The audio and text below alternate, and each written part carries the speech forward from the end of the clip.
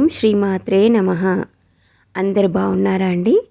అమ్మని వేడుకుంటున్నా మీ అందరూ బాగుండాలని. అందరూ అమ్మ బిడ్డలే. ఈ సృష్టి మొత్తం అమ్మ నుంచే నడుస్తుంది కాబట్టి ప్రతి ఒక్కరూ సంతోషంగా ఉండాలని, సంతోషంగా వాళ్ళ జీవితం గడవాలని అమ్మని ప్రార్థిస్తూ వేడుకుంటున్నాను. అమ్మ ఆదిపరాశక్తి జగన్మాత జగజ్జనని. అమ్మ మీ పాదాలకి కోటి కోటి ప్రణామాలు తల్లి.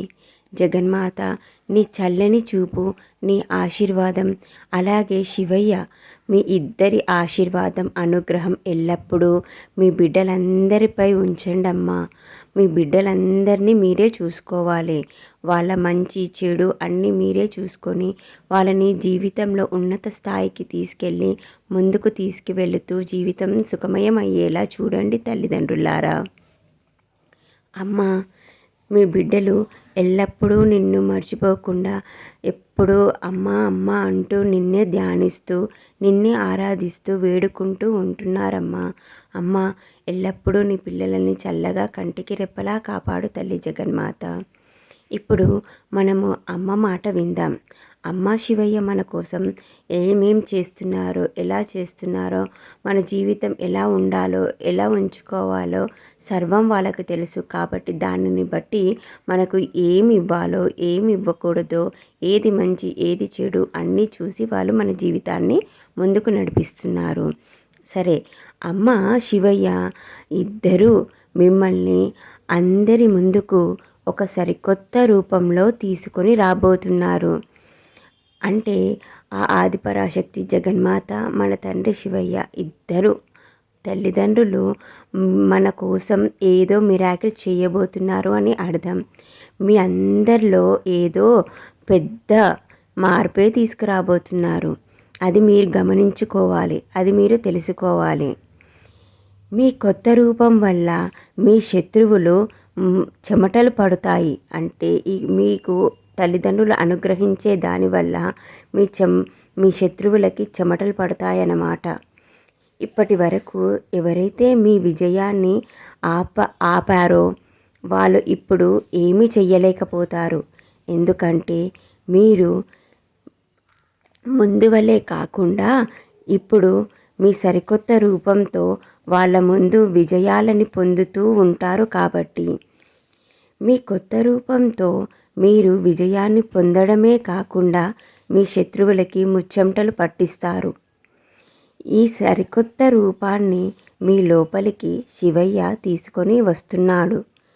మీ శత్రువులు ఎవరైతే మీపై విషాన్ని చిమ్మాలని చూశారో ఇప్పుడు వాళ్ళకి ఆ విషం తిరిగి తగులుతుంది.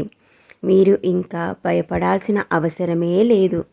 అమ్మ మన తండ్రి శివయ్య వీళ్ళిద్దరూ ఇప్పుడు ఎవరైతే మిమ్మల్ని అన్యాయంగా ఇబ్బంది పెట్టి మోసం చేసి మీ జీవితాన్ని నాశనం చేసి మీరు ఏ దానికి సెట్ కాకుండా ఉండేలా, అసలు ఇంట్లో ప్రశాంతత లేకుండా మిమ్మల్ని ప్రతి ఒక్క సైడ్ నుంచి టార్గెట్ చేసి మిమ్మల్ని టార్చర్ పెట్టిన వాళ్ళని ఇప్పుడు శివయ్య అమ్మ వదలరు.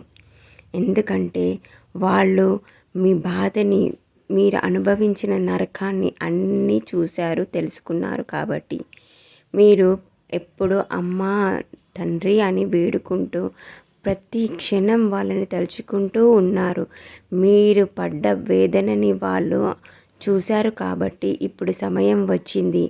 మీ శత్రువులని వాళ్ళు విధించే శిక్ష ఎలా ఉంటుందంటే ఎవరు ఊహించుకోలేరు, ఎవరు దాన్ని ఇంతకుముందు చూసి ఉండరు.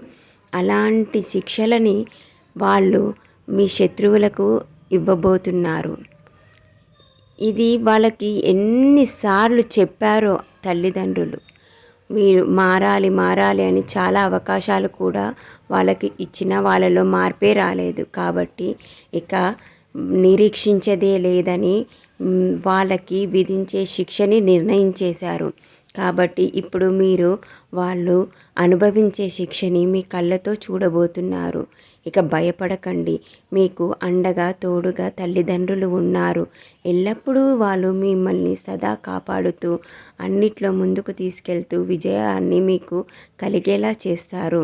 ఇక మీరు జీవితంలో సుఖంతో, సంతోషంతో, కుటుంబంతో ఆనందంగా గడపవచ్చు.